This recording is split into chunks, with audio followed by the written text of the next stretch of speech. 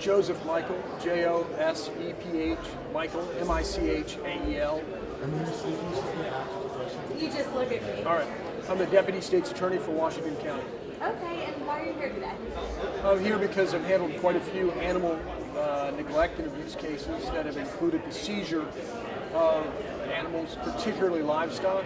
And the idea of the bill is a good idea. There has to be something done to handle those the livestock and animals during the pendency of litigation, which could take a good while. But there are some flaws in the bill that I would like to see corrected. Okay, and what are these flaws?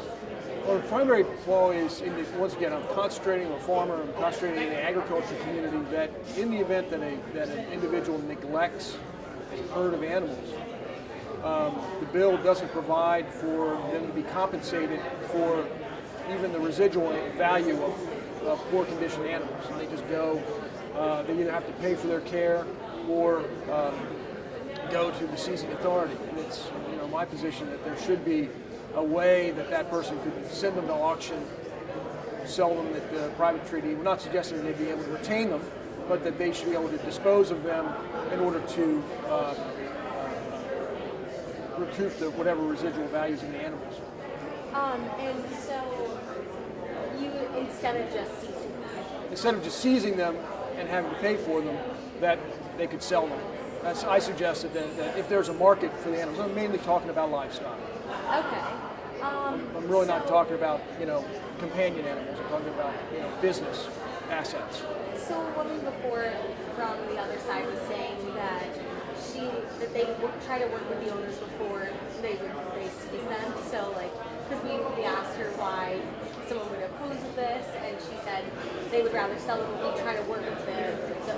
What would you say to that? Well, having handled a lot of these cases, people are very, very hesitant to part with their animals for a variety of reasons: sentimental, business, mental illness, lack of foresight, whatever. And really, in a seizure case, it only happens because they wouldn't do those things, and the seizure is the impetus to get going on that, and that is what would spur them to divest themselves of the animals. So you really have to take some people to that far, and that's why we have the statute at all.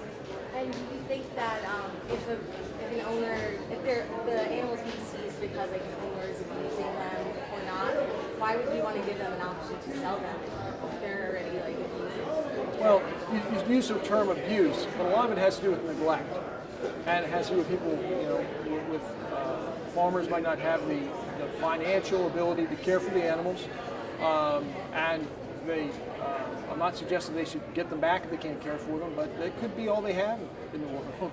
And unfortunately, I've seen cases such as this where, the animals may be thin, but the farmer's even thinner. And sad as it is, that could be his or her last assets, and it doesn't seem appropriate that they should be deprived of whatever that remaining value is, whilst a seizing authority would get it. I'm not saying they should have the animals, but that's kind of where I'm coming from. Okay, that makes a lot more sense to me now. Thank you. Is there any other things with the bill that you would? No, I would just say this: that sometimes this can be a very emotional issue because everybody involved loves animals. I love animals, and I'm sure everyone's well-intentioned. But these can be very frustrating cases, and I'm glad that there's going to be some movement forward on some systems so that there's not a long period of limbo where nobody can do anything and the animals are seized and someone has to pay for them. So I'm glad there'll be some movement forward, and I broadly support most of the aspects of the bill. Okay. Thank you so much. Do you know anyone else that's